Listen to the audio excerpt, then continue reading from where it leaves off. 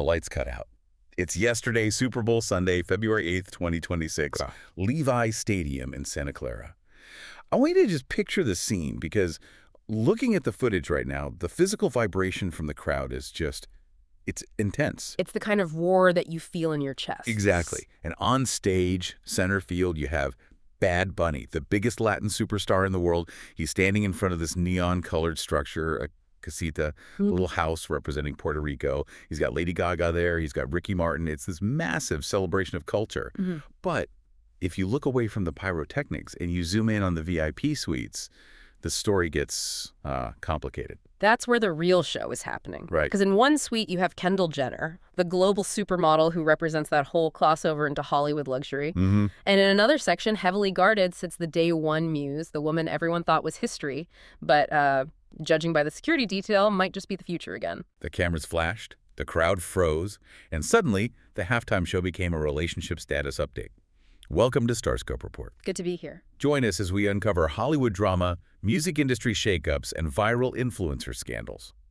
From red carpet surprises to social media controversies, we dive deep into the stories behind the fame. And today we are definitely diving deep. We're cracking open the files on one of the most private yet public figures in music, Benito Antonio Martinez Ocasio. Bad Bunny. And we are doing this because yesterday wasn't just a performance. It was, I mean, really the culmination of a very chaotic, passionate, and messy decade of romance. We're talking about a guy who went from bagging groceries to the Met Gala, and every single step of the way, his relationship seemed to dictate his art. And his legal bills. And his legal bills, absolutely. Yeah. So our mission today is to trace this timeline. We're looking at the three major relationships that shaped him.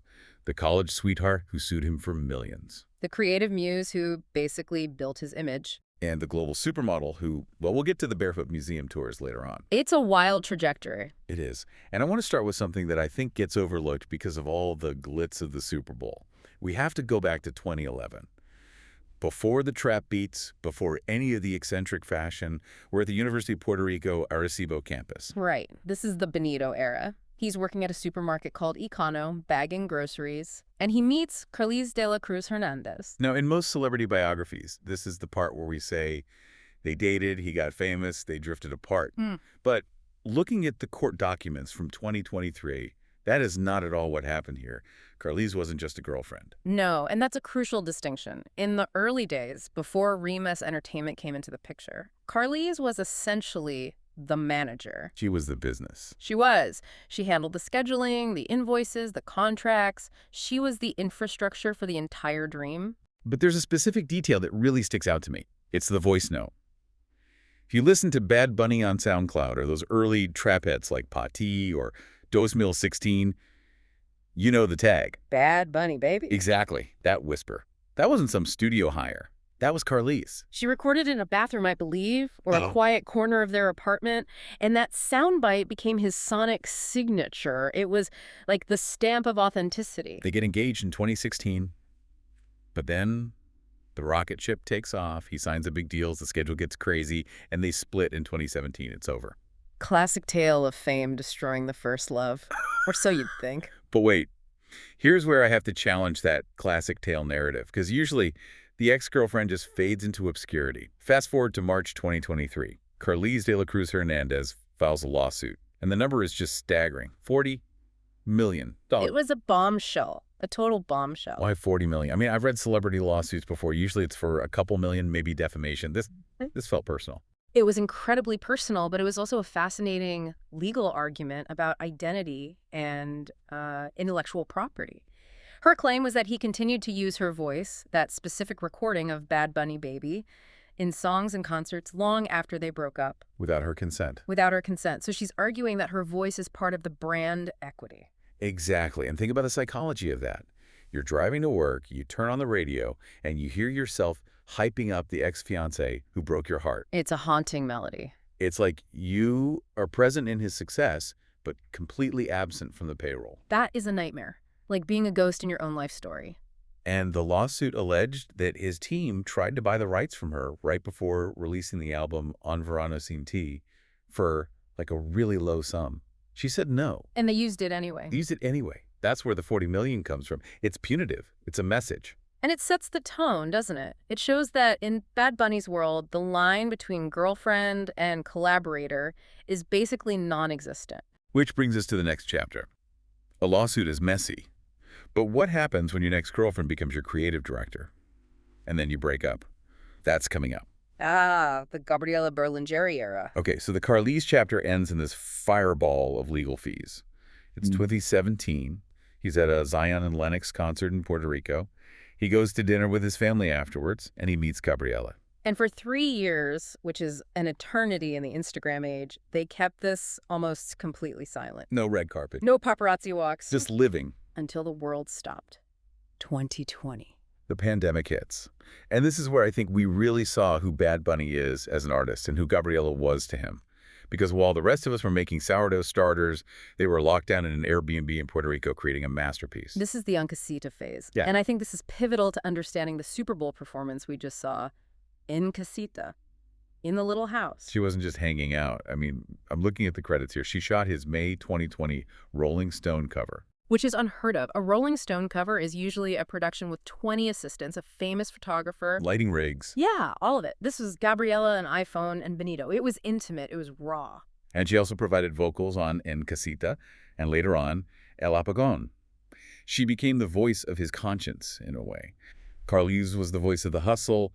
Gabriella was the voice of the home. Beautifully put. She represented that anchor to Puerto Rico. When he was with her, he wasn't the global superstar. He was just Benito. But then the best friend trap happened. I hated this moment. Late 2022, he goes on Instagram Live, he's drinking, he's having fun, and he says, and I'm quoting here, "Gabriella and I are best friends. If she wants to have a boyfriend, she can. If I want to have a girlfriend, I can." It was a very modern, very confusing declaration. It felt like a demotion. You go from being the muse, the photographer, the vocalist to, we're bros. I think it was his way of trying to protect her from the madness that was about to happen.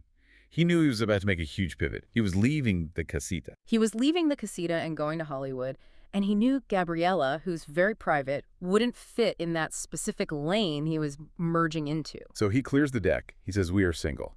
And then almost immediately, he moves to Los Angeles, buys an $8.8 million mansion in the Hollywood Hills, and the whole vibe shifts. Completely. And that's when we enter the Kardashian orbit. Coming up, a date night at the Louvre involving bare feet and the Mona Lisa, plus the one accessory that fans think was a direct insult to a Kardashian. If you're loving this breakdown of Bad Bunny's romantic timeline, hit that subscribe button. We're tracking every twist in pop culture so you don't have to. Okay, so the Kardashian orbit. I remember when the rumors started, early 2023, a double date with the Biebers, a hug outside Sushi Park.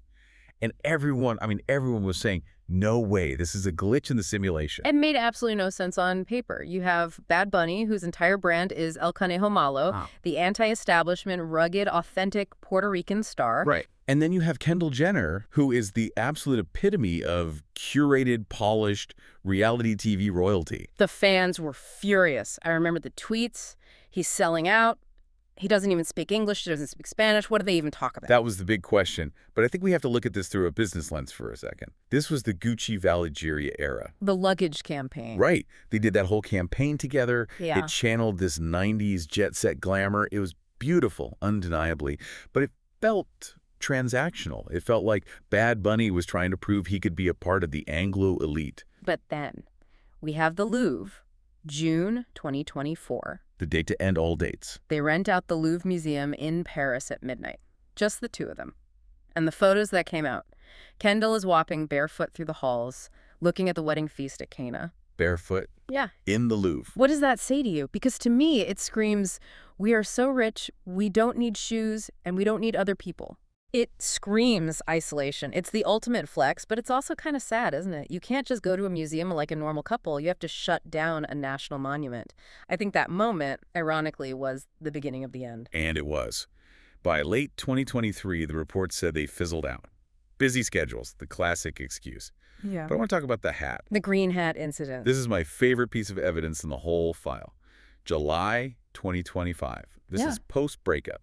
Bad Bunny posts a photo. He's wearing a green baseball cap.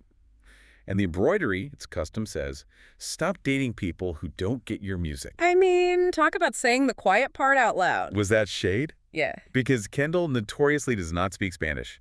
His lyrics are so dense with Puerto Rican slang, there's zero chance she understood the nuance of his bars without a translator. It felt like a confession. It felt like him admitting to his fans, you were right, there was a cultural disconnect. He tried the Hollywood experiment, he tried the barefoot luxury, and he realized, maybe that's not who I am. So he's allegedly single. But yesterday at the Super Bowl, the VIP box told a very different story. We're breaking down the halftime show drama next. Okay, the scene of the crime. Or maybe the scene of the reunion. So let's re-examine the set. He performs on a stage designed to look like a casita, a little house. The exact same imagery he used with Gabriella during the pandemic. The symbolism is heavy. He's on the biggest stage in America, the Super Bowl, and he's visually referencing the sanctuary he built with his ex. And then we look at the VIP box. Fact one, Kendall Jenner was there. She was with 21 Savage in his suite, wearing a black crop top, smiling. She looked supportive. But supportive. Exactly. But fact number two, Gabriela Berlingeri was also there, in the Inner Circle VIP section. And this isn't the first time this week. She was at the Grammys with him on February 1st when he won Album of the Year. And at the Grammys, she was posting photos of her all-access wristband. She wanted people to know she was there. And then the ring. The ring. At the Grammys, and potentially at the Super Bowl, though the footage is a little blurry on the hand, he was wearing a gold band on his left ring finger. Now, you know how I feel about jumping to conclusions with Benito. He trolls us. He loves to mess with the media. In 2020, he told Entertainment Tonight that marriage scares him. He literally has a song called No Me Quiero Ser, I Don't Want to Get Married. People change. Or, strategies change. Or he knows that wearing a ring is the best way to get us all talking about something other than the music. But I will concede this.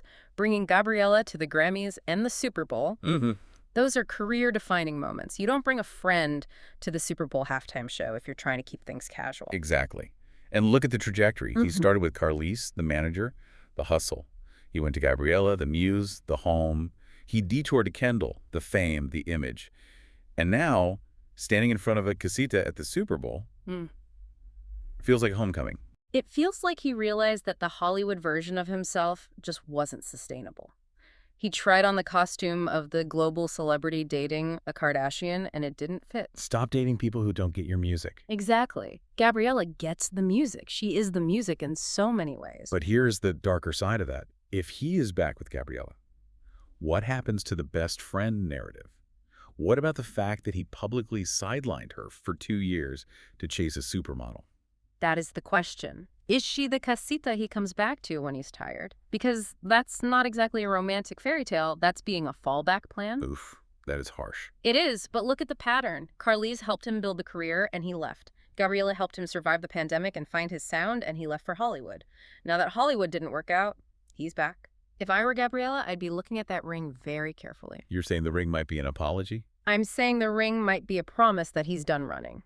Or it's just fashion. With Bad Bunny, it's almost impossible to tell the difference between a heartfelt gesture and a stylistic choice. That is the frustration and the brilliance of him.